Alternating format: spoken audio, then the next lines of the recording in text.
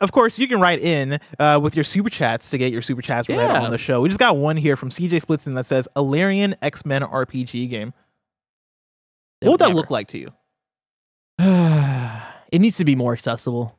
That's my issue with it, right? It's like, I love Larian and they do incredible stuff, but if you're making an X-Men game, you got to make sure that anybody can pick that up and play it. Like, that's just the end of story period. Like, that's how I feel about that. I just don't think, I think that like kind of clashes with who they are, right? Like they like to make things that, hey, you have to really spend a lot of time to get into Baldur's Gate and to understand this world, understand how to play the game, period. I don't think they would ever dumb down their game design ideas. I disagree. I think you make a hardcore, or not hardcore. I think if you make it at the same approachability level as a Baldur's Gate 3, I think people will get into it. I think Baldur's Gate 3 was the proof of the pudding, where, hey, as long as it's good enough, motherfuckers will figure it out. You know, motherfuckers will turn that shit to easy mode. Motherfuckers will learn how to play D&D in order to play this game. I think people would push through it. And I think there's a lot of potential for how, like, the depth you can go through, like, the depth that you can go in with, like, an X-Men RPG system of that level of depth where, you know, all right, make your own mutant and everything, and you go into it. And I would even just go say, like, the established mutants we already have,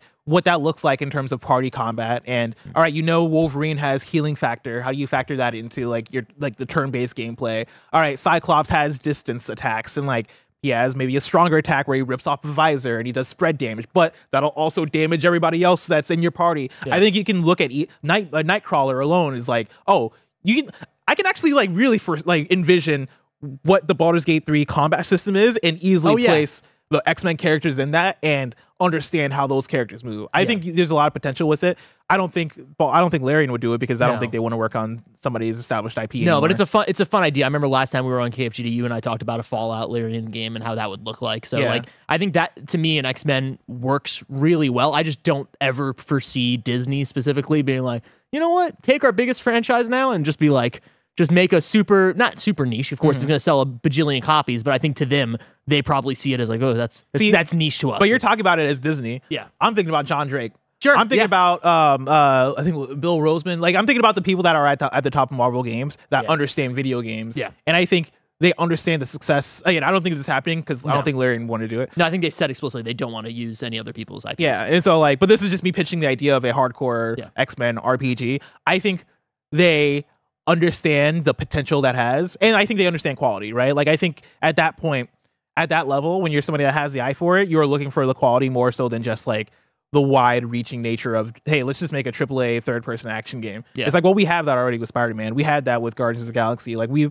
have those to fill that gap. In fact, like, if the leaks end up being true, you have that with X-Men with Insomniac, if Insomniac ever makes his X-Men game, right? Like, you're gonna get that. And so in the meantime, what are the other things that we can do with X-Men to speak to the hardcore? Yeah. This episode's brought to you by BetterHelp. We all carry around different stressors, big and small. I'm currently planning a wedding, so I know all about that. But when we keep them bottled up, it can start to affect us negatively.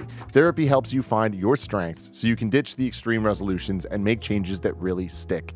You can get out of your negative thought cycles and find some mental and emotional peace, and it can give you the tools to find more balance in your life so you can keep supporting others without leaving yourself behind. Some of my best friends use BetterHelp and love how helpful it can be for learning positive coping skills and how to set boundaries. It empowers you to be the best version of yourself, and it isn't just for those who've experienced major trauma.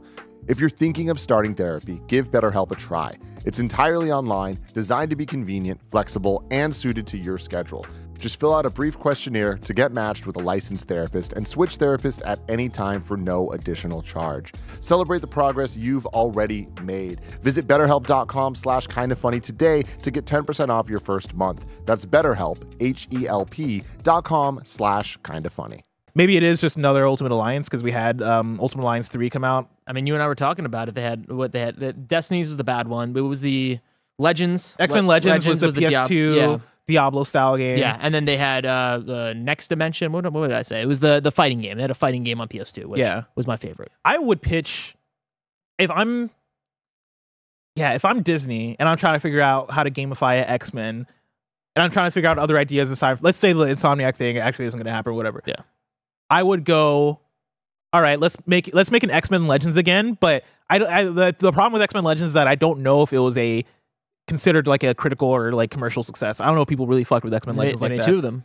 That's true. They did make 2 of them. But the chat, what was the vibes on X-Men Legends? Let me know. Tell us the vibes. I wasn't Tell us reading the vibes. internet when X-Men Legends came out, and so I don't know if people fucked with it. But I think if you go, this might be pushing a little bit. X-Men 97 Legends. No. Use that same art style. No. Use that same universe. I'd play the shit out of that. yeah, of course. I just don't think I don't think they're Okay, gonna people make, in chat are saying they really liked X-Men Legends. yeah, I don't think that they are going to do like a 97 thing per se. Like I think it would just be whatever. But like the more I think about it, like the dream is to be able to be a self-insert mutant or whatever, and you're just like, hey, now I get to romance Storm or like hang out with Jean Grey and do this thing. Like, but I don't know. That would be the ideal video game for me. But I when I think about an Insomniac X-Men game, I kind of get a little disappointed, a little bit, because I'm like, I know it's going to be great, but it's not necessarily the game I want out of X-Men. Like I want to be able to play as all the X-Men and like play with them together, and I don't necessarily know if that's the direction that they would go to. I don't think that's necessarily what they usually do. So yeah, I don't know. Yeah, it would be like probably play as Cyclops or something like that, and then maybe switch between them occasionally. But I'm so fascinated on what the pitch is for that game if you ever get it, because I would imagine if you're making an X-Men game, you have to make it a party thing. You can't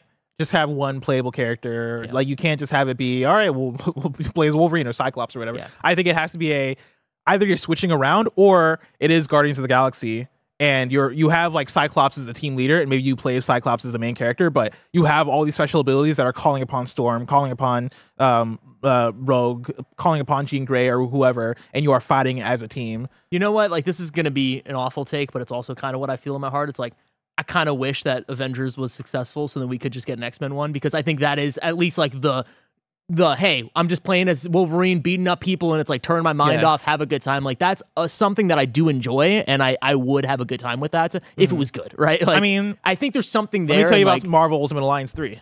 That's true. I again, that's another fucking game. Another Nintendo game that's $60 all the time for some reason. So it's like I keep on looking at it. I'm like, do I want to spend $60 in the year 2024 for Marvel Ultimate Alliance 3? Maybe I do.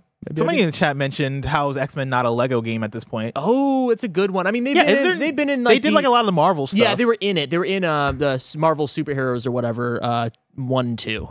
You could play. They've had like X-Men levels and stuff like that, but that would be cool. An X-Men 97 Lego game is fucking fire. That's how you do it. An X-Men 97 Lego game. That would be sick.